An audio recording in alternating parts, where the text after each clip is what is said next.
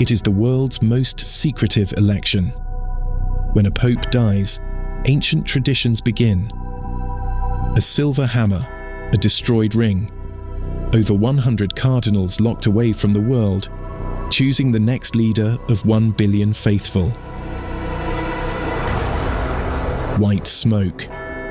The path to a new pope, from Calaroga Shark Media, wherever you get your podcasts.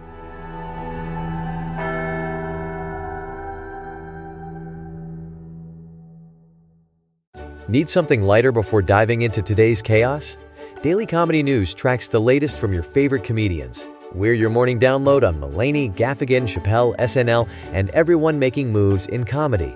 What comedy specials are streaming this week? Who's doing what? And even though it's comedy, there's always a controversy. From arena tours to streaming deals, club comebacks to industry shakeups, think of us as your daily shot of laughs before facing the real headlines. 7 days a week, get Daily Comedy News wherever you get your shows. Daily Comedy News. Calaroga Shark Media. From Washington, D.C., where the House of Representatives now doubles as an open mic night, this is Ballot. That's right. Is Trump still speaking? I fell asleep at 10:30. Let's hit this. Trump gave his first joint address to Congress last night, and boy, was it a doozy, the longest joint session speech in U.S. history.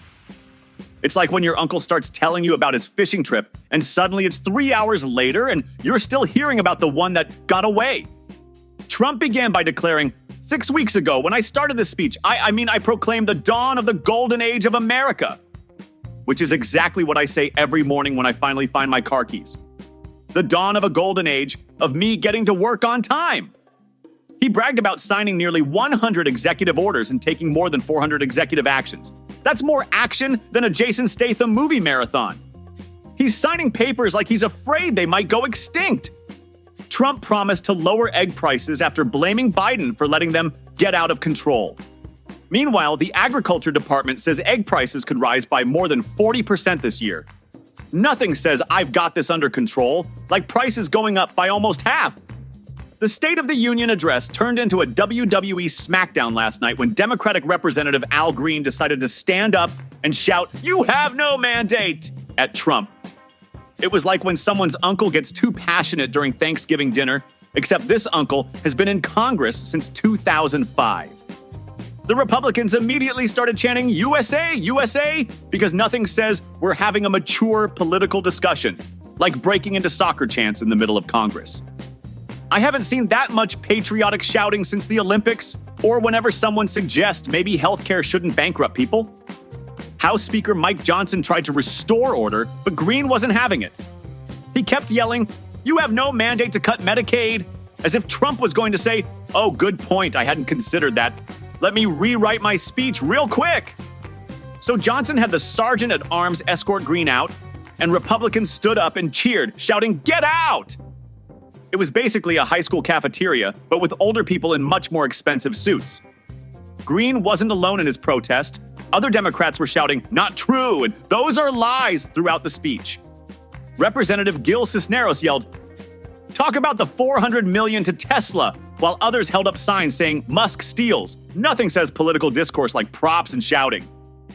Several Democrats walked out during the speech, including Bernie Sanders, who probably muttered something about millionaires and billionaires on his way to the exit.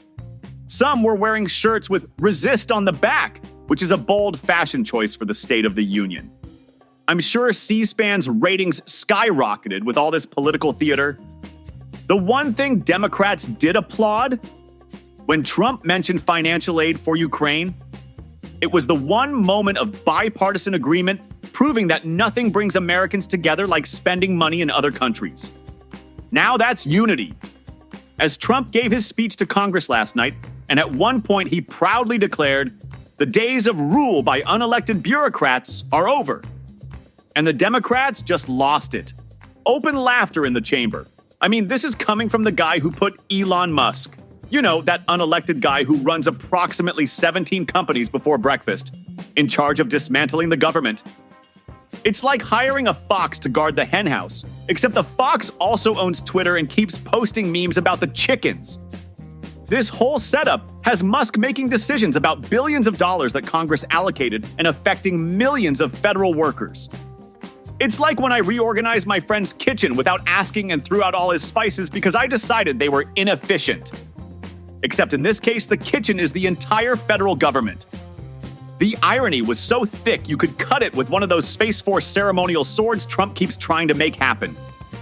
Democrats couldn't help but laugh, which is the first time they've smiled since November. Talk about finding joy in unexpected places. It's like Trump stood up there and said, "No more guys with weird hair giving speeches." That's not just irony. That's irony with a cherry on top and sprinkles of cognitive dissonance. Trump announced we're reclaiming the Panama Canal. That's right, a Hong Kong company is selling its stake in 2 Panama Canal ports to American and Swiss investors for $22.8 billion. Trump went full real estate mogul in his address to Congress, saying, "My administration will be reclaiming the Panama Canal, and we've already started doing it." You know how when you're a kid and you give away your toy, then years later you see someone else playing with it, and suddenly you need it back? That's basically America with the Panama Canal right now. We built this thing in 1914, gave it to Panama in 1999, and now Trump's acting like he found out his ex is dating someone new. We didn't give it to China, we gave it to Panama, and we're taking it back. I mean, who among us hasn't wanted to reclaim international waterways after a messy breakup? Meanwhile, China's over there like, we don't even run the canal. Their spokesperson literally had to clarify they've never been involved in the management or operation of the canal. Which is exactly what someone who secretly controls a canal would say. Or, someone who actually doesn't control a canal. The company selling its stake insists this is purely commercial and wholly unrelated to recent political news. Right. Just like how my sudden interest in cardio has nothing to do with the fact that I ate an entire pizza last night. The funniest part? The canal itself is actually run by Panama. The ports just handle cargo. So Trump is essentially taking credit for buying the parking lots outside the stadium and calling it reclaiming the Super Bowl. Portions of today's show were made with the help of AI, Al Green, and demo carts holding up ping pong paddles. Yes, I said demo carts. That's what the script says. I just read what they tell me.